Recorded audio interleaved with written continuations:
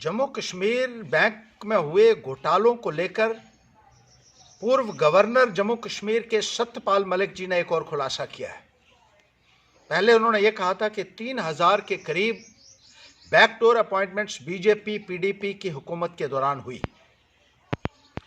और अब उनका ये कहना है कि ये जो सिलेक्ट लिस्ट क्वैश की गई है जम्मू कश्मीर में भर्तियों की बैंक में, इसमें जम्मू प्रांत के ज्यादा नौजवान सिलेक्ट हो रहे थे।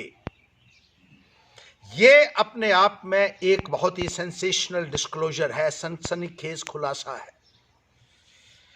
और भारतीय जनता पार्टी की सरकार के ऊपर बहुत सवालिया निशान खड़े करता है।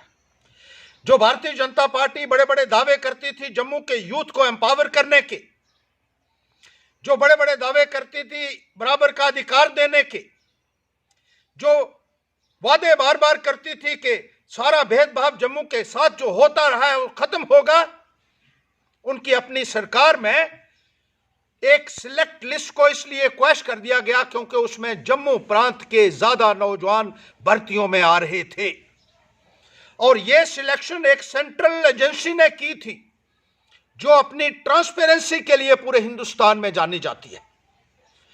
आज भारतीय जनता पार्टी की सरकार को, इनके लीडर्स को जम्मू कश्मीर के तमाम युवाओं को जवाब देना होगा, जम्मू के एक एक नौजवान को जवाब देना होगा।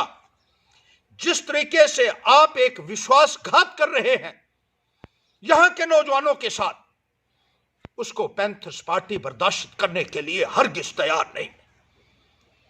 इस लिस्ट को आपको रिलीज करना होगा। जब यह लिस्ट बनी तो यह कहा गया था कि जल्द से जल्द इसको फाइनलाइज करके पब्लिश किया जाएगा। पिछले वर्ष में बार बार इस संदर्भ में ऐलानात बीजेपी के लीडर्स ने किए। 1,45,000 नौजवानों ने इन भर्तियों में हिस्सा लिया था। प्रीलिम्स दिए, मेंस दिए, लगभग 9 करोड़ रुपए के करीब इनसे एप्लीकेशन फॉर्म फी भी ली गई। लेकिन आज यह कहा जा रहा है कि यह लिस्ट इसलिए क्वैश हो रही है क्योंकि इसमें जम्मू प्रांत के ज्यादा स्टूडेंट आ रहे हैं। क्या बीजेपी की सरकार को और इनके नेताओं को जवाब नहीं देना होगा? आज उस गवर्नर ने ही, जिनके लिए ये कहते थे कि अपना आदमी है, उन्होंने खुद, सत्यपाल मलिक जी ने खुद खुलासा इस बात का किया और भारतीय जनता पार्टी के असली चेहरे को पूरी तरीके से बेनकाब कर दिया है। ना केवल बैंक में जम्मू के साथ ज्यादती की जा रही है, बल्कि जो हेल्थ डिपार्टमेंट में कर्मचारी लगाए गए थे SRO 24 के तहत, वो जम्मू प्रांत के निकाल दिए गए और निकाले जा रहे हैं लगातार दिन प्रतिदिन, और कश्मीर में उसमें किसी को निकाला नहीं जा रहा है। जम्मू के नौजवानों के साथ यह सोतेला व्यवहार क्यों? हम कहते हैं बराबर का अधिकार दीजिए जम्मू के नौजवानों को, कश्मीर को उनका हक दीजिए, जम्मू को उनका हक दीजिए।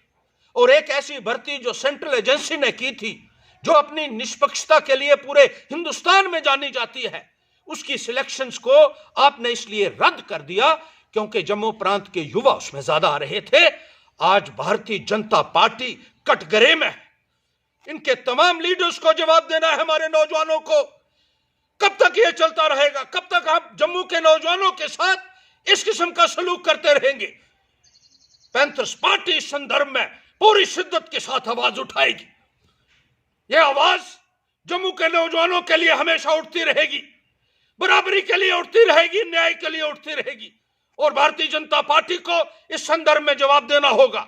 हम अपील करना चाहते हैं लेफ्टिनेंट गवर्नर महोदय से कि एक CBI द्वारा जांच करवाई जाए, क्योंकि जो बयान दिया गया है वो एक कॉन्स्टिट्यूशनल अथॉरिटी जो यहां की रही है और हेड ऑफ जो स्टेट रहे हैं सत्यपाल मलिक जी, उनके द्वारा दिया गया बयान, इसको हल्के में नहीं लिया जा सकता है। इस संदर्भ में न केवल इंक्वायरी होनी चाहिए बल्कि उस लिस्ट को जल्द से जल्द रिलीज किया जाए ताकि तमाम नौजवानों को इंसाफ मिल सके। जम्मू कश्मीर के युवाओं के लिए वैसे भी आपने पिछले 9 महीनों में कोई भर्तियां नहीं की, बार बार आश्वासन दिए उनको। कभी 50,000 भर्तियों की बात की गई, कभी फास्ट ट्रैक रिक्रूटमेंट की बात की गई, लेकिन अभी तक नौजवान जो है वो पूरी तरीके से निराश है। कोई संदर्भ में प्रयत्न नहीं किए जा रहे हैं और खास तौर पर जो रीजनल डिस्क्रिमिनेशन है, यह किसी भी सरकार में जस्टिफाई नहीं किया जा सकता। उम्मीद करते हैं कि इसका कड़ा संज्ञान लेफ्टिनेंट गवर्नर महोदय लेंगे और जल्द से जल्द जेके बैंक की सिलेक्ट लिस्ट को रिलीज किया जाएगा।